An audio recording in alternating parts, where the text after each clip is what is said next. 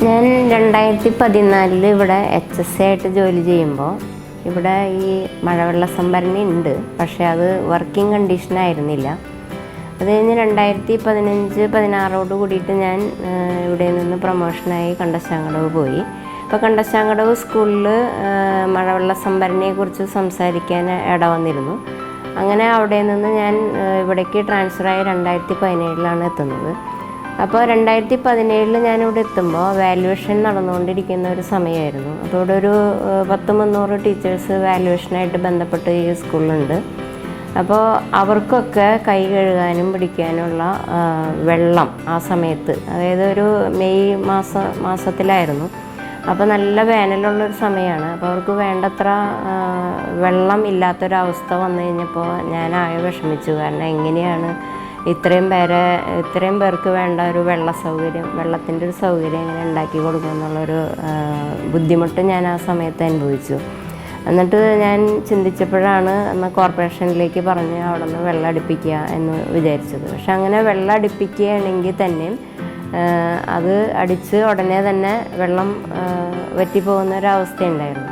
അപ്പോൾ അങ്ങനെ ചിന്തിച്ചുകൊണ്ടിരിക്കുമ്പോഴാണ് റോട്ടറി ക്ലബ്ബുകാർ ഈ സ്കൂളിലേക്ക് വരികയും അവരായിട്ടുള്ള ഒരു സൗഹൃദ സംഭാഷണത്തിൽ അങ്ങനെ ഈ മഴവെള്ള സംഭരണി വലുതൊരെണ്ണുണ്ടെന്നും പക്ഷേ എന്നാൽ അത് ഉപയോഗിക്കത്തക്ക രീതിയിലല്ല എന്നുള്ളതും മനസ്സിലായത്.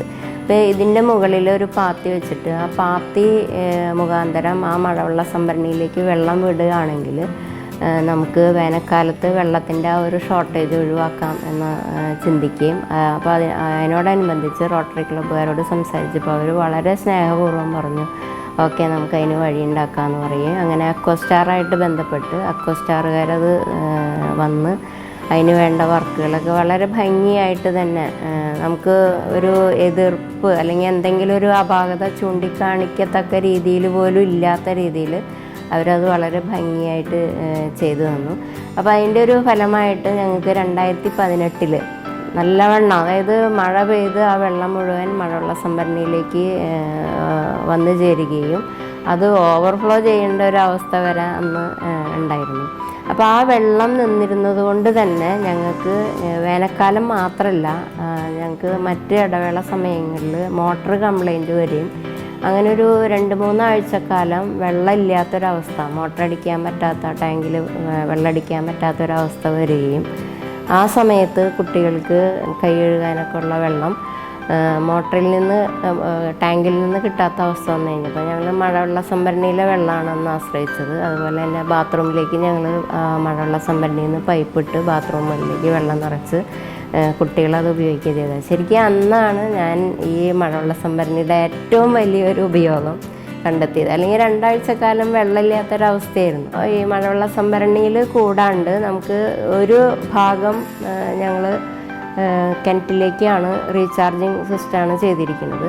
അപ്പോൾ അതുകൊണ്ട് തന്നെ നമുക്ക് വേനൽക്കാലം ആകുമ്പോൾ വെള്ളം നമുക്ക് കിണർ വറ്റാത്തൊരു സാഹചര്യത്തിലേക്ക് എത്തിച്ചേരാൻ പറ്റുന്നുണ്ട്. പിന്നെ അതുപോലെ തന്നെ കൃഷി നടത്താൻ, ഇപ്പോൾ നമുക്ക് ഇവിടെ ധാരാളം കൃഷി നടത്തുന്നുണ്ട്. അപ്പോൾ അതെല്ലാം തന്നെ ഈ എർത്ത് റീചാർജിങ് മുഖാന്തരമാണ് നമുക്കത് ചെയ്യാൻ കഴിഞ്ഞിരിക്കുന്നത്. വെള്ളത്തിൻ്റെ ഒരു ലഭ്യത കൊണ്ട് തന്നെയാണ്. ഇതില്ലായിരുന്നെങ്കിൽ നമുക്ക് ഇത്തരം പ്രവർത്തനങ്ങൾ ചെയ്യാൻ കഴിയുമായിരുന്നില്ല.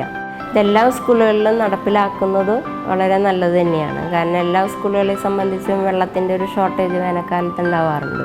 അപ്പോൾ നമ്മുടെ കുട്ടികളെയൊക്കെ അത് ഞാനിങ്ങനെ കിണർ റീചാർജിങ് ചെയ്യുന്ന കാര്യവും അതുപോലെ തന്നെ മഴവെള്ള സംഭരണിയിലേക്ക് വെള്ളം വിടുന്ന കാര്യമൊക്കെ കുട്ടികളോട് സംസാരിക്കുകയും അങ്ങനെ അവർക്കൊരു അവബോധം, സ്വന്തം വീടുകളിലും വെള്ളം നഷ്ടപ്പെടാതെ അത് വേനൽക്കാലത്ത് റീയൂസ് ചെയ്യാനുള്ള ഒരു അവസരം ഉണ്ടാക്കണമെന്ന് കുട്ടികളോട് സംസാരിക്കുകയും ചെയ്തിരുന്നു.